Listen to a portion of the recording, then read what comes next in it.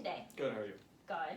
My name is Emily, and I'm your occupational therapist, and I just wanted to go over your hip precautions and some basic safety tips just before you go home, since we weren't able to do family training today.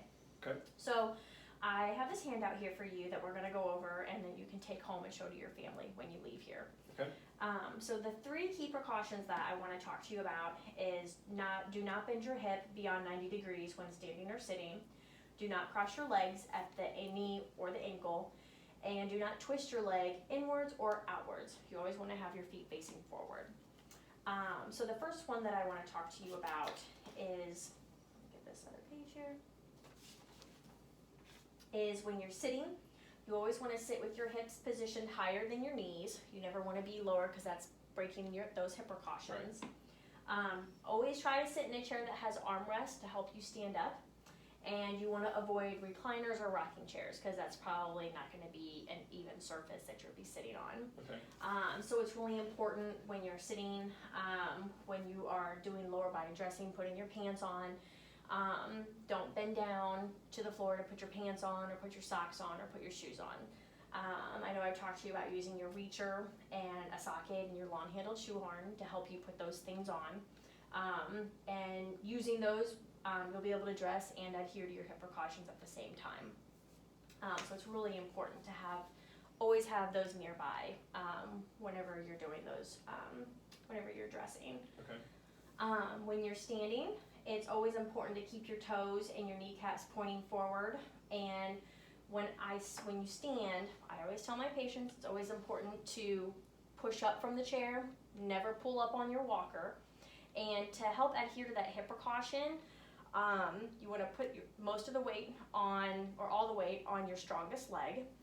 And then you want to lift up your leg slightly and then slowly stand up. And this is going to help keep that 90-degree angle. Okay. Whereas if you were standing up with both feet on the floor, you would have to bend and break that 90-degree angle. Gotcha. And we don't want to do that.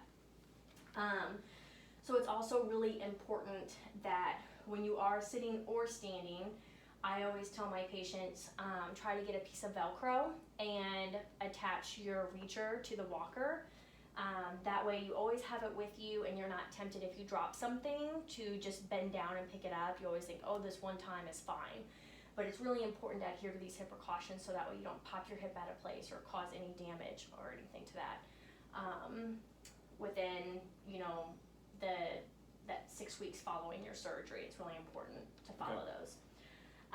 So always keep your reacher with you while dressing or, while walking around your home.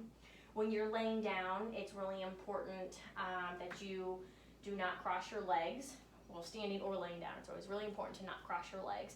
So none of this, and when you're sitting, none of this either, no crossing the feet. Okay. When you're laying down, I recommend to my patients to put a pillow between their legs because that'll help prevent them wanting to cross their feet. It's also important to make sure that your toes and your feet are not going out like this or in like this, and the pillow will help with that. Okay. When you're laying down in bed, some people also kind of forget that the covers are at the end of the bed. They'll want to reach over, but what they don't remember is that that's also breaking their 90-degree hip precaution. So that's where I tell you to keep that reacher with you, and you can get the covers using the reacher. Gotcha. Let's see here.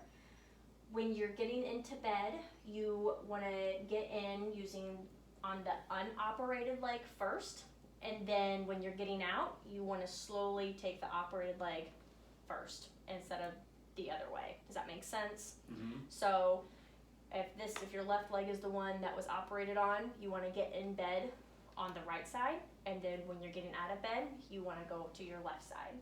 Okay. And you also want to make sure that the bed is not too low.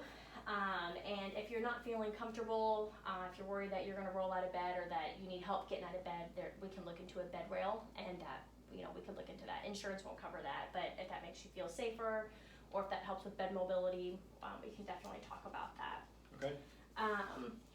When you if you have a tub shower, there is a ledge there that you have to step over, and if you don't think that you can step over that, then I definitely recommend a tub bench, which extends over that ledge, and will allow you to sit down and scoot over instead of Okay. having to actually step in.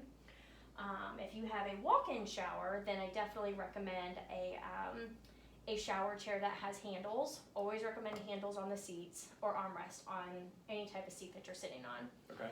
I'm also going to recommend grab bars in your shower, and it's all very important to make sure that you have a non-skid surface. So like any type of bath mat will do, just anything to help prevent you from falling. Okay. Do you have any questions yet? I don't think so. Okay. So to maintain that 90 degree precaution, it's really important that you have a raised toilet seat, and you can get one with handles or without handles. I usually recommend it with handles if you don't have anything nearby that's steady and sturdy to actually push up from. Okay. So, and then I have pictures of this. Now, before we end, I wanted to go over some tips for preventing falls in the home. One of the things I always talk about is just make sure that there's plenty of lighting. You want to have lighting at the top and at the bottom of the stairs. Always have lighting in entryways and doorways or along pathways, like leading up to the home. It's also really important to make sure that things are not in the way in your home, and when you're walking there's a clear pathway so that way you're preventing from tripping over anything. Sure.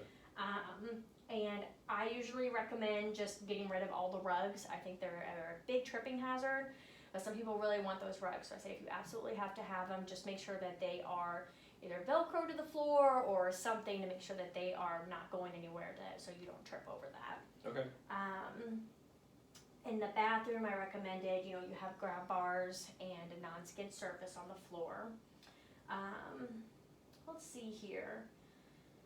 In the bedroom, we talked about having a bed rail to help you get in and out of bed if you needed that, but I think you'll be okay. I don't think you'll need that. And then in the kitchen, make sure that you put the everyday items that you use on the lowest shelf or like within reach, because you don't want to be reaching too high. You also don't want to be reaching too low. And you can use your reacher, but we just don't want you to get out of balance or anything like that. So, do you have any questions or any concerns? I think that covers it. All right. Well, thank you so much. And if you have any questions, then you know where to reach us. Okay, thank you. All right. You're welcome.